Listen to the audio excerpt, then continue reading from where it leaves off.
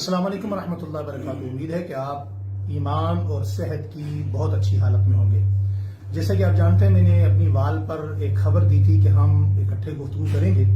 آج میرے ساتھ تشریف فرما ہے مناظر اسلام، عالم اسلام کی معروف مذہبی، دینی، علمی، رفاعی، سماجی شخصیت حضرت مولانا عبدالجبار حیدری صاحب۔ آپ جانتے ہیں کہ ہم کس حوالے سے گفتگو کرنا چاہ رہے ہیں، وہ ہے کہ اس قضیے میں ہم نے شاید اس وقت آواز اٹھائی جب بہت سارے لوگوں کو اس کا علم بھی نہیں تھا، مگر ہماری اس ملاقات کا ناجائز فائدہ اٹھاتے ہوئے کچھ لوگوں نے اس کا کام کرنے کے لیے یہ بتلانے کی کوشش کی ہے، ناکام کوشش کی ہے کہ شاید انہیں عشیر آباد حاصل ہے مولانا عبدالجبار حیدری صاحب کی اور بندہ نچیز مفتی ابو محمد کی۔ ایسا بالکل بھی نہیں ہے۔ سب سے پہلے ہم نے نشاندہی کی، جس میں ہمارے پاس گواہ بھی موجود ہیں، وہ لوگ بھی موجود ہیں، وہاں مولانا ثناء اللہ حیدری صاحب بھی موجود تھے، اور ہم نے اس وقت کہا تھا بھائی یہ مطالعہ قرآن جو آپ نے لکھا ہے، اس کے اوپر جو تقاریض ہیں ان کی مثال بالکل اسی طرح ہے کہ آپ کتاب لکھیں عقیدہ ختم نبوت پر اور اس پر تقاریض لکھوائیں آپ کسی قادیانی سے۔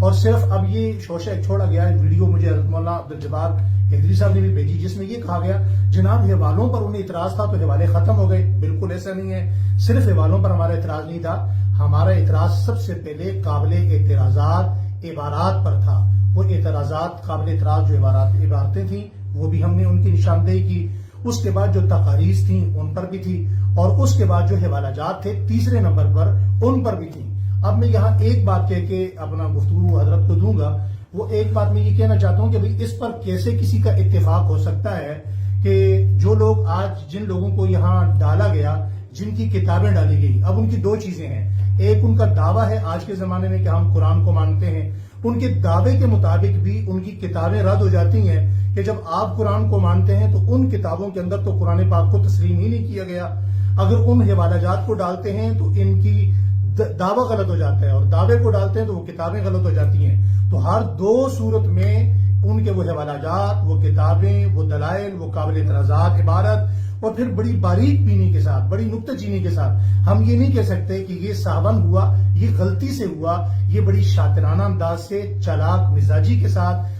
جو اہل سنت کا جو عقائد ہیں، ان جو ہماری نسل نو ہے اس کی میموری ڈیولپ کرنے کے لیے اور اپنے اندر ان لوگوں کو لانے کے لیے یہ ساری کوشش کی گئی۔ خاموشی ہماری اس وجہ سے تھی کہ ہم خاموش رہ کر بجائے اس کے کہ سوشل میڈیا پر ٹونٹ کریں، خاموشی سے کچھ کام کریں۔ البتہ ہمارے پاس یہ 5 کتابیں،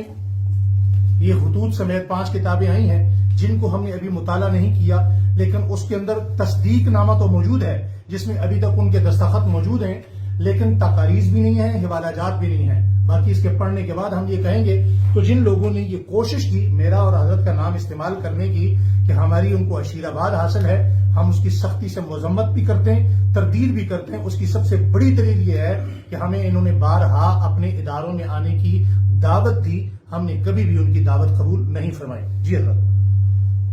جس طرح مفتی ابو محمد صاحب نے وضاحت دی ہے، بالکل یہی بات ہے، اور ہمارا ان کے ساتھ جو مکالمہ ہوا تھا، جو بیٹھے تھے، اس میں ہم نے اپنے اشکالات سارے ان کو پیش کیے تھے۔ اب یہ جو آج کلپ بنانے کی ضرورت پیش آئی ہے، یہ کیوں آئی ہے؟ یہ اس وجہ سے آئی ہے کہ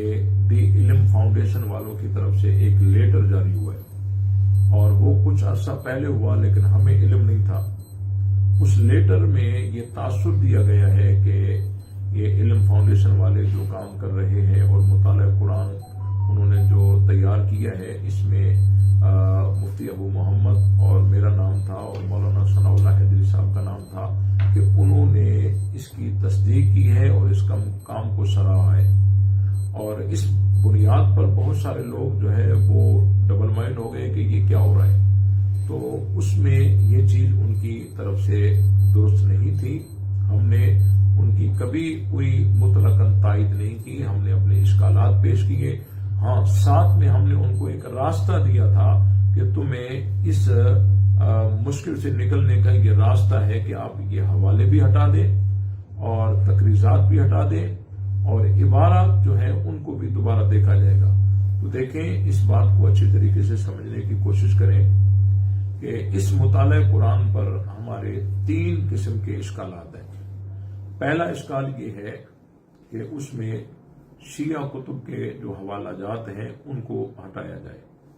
اور دوسرا مطالبہ اور دوسرا اعتراض ہمارا یہ ہے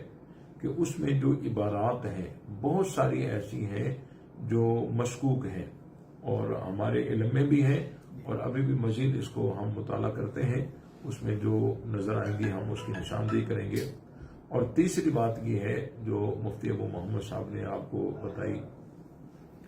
کہ اس کے شروع میں ان لوگوں کی تائید اور تصدیق موجود ہو جو قرآن مجید پر ایمان نہ رکھتے ہوں، تو یہ بہت ایک غلط بات ہوگی اور امت کے ساتھ ایک دھوکہ ہوگا۔ تو اسی لیے جو لوگ تحریف قرآن کے قائل ہیں، اور ہمارے اکابر علماء کا متفقہ فتویٰ ہے کہ یہ تحریف قرآن کے قائل ہیں، تو ان لوگوں کے تائید اور تصدیقات جب اس کے سامنے ہوگی اور شروع میں ہوگی تو یہ بالکل اسی طرح ہے جس طرح کوئی آدمی ایک کتاب لکھتا ہے اور اس کتاب کا عنوان ختم نبوت ہوتا ہے اور اس میں مواد سارا ختم نبوت کا جمع کرتا ہے اور ساتھ میں تصدیق قادیانی سے بھی لے لیتا ہے،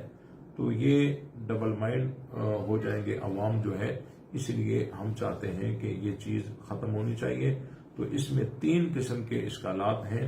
وہ ہم انشاءاللہ اس کو مطالعہ کر کے اور اس کو انشاءاللہ منظر عام پر لائیں گے۔ انشاءاللہ۔ بہت شکریہ۔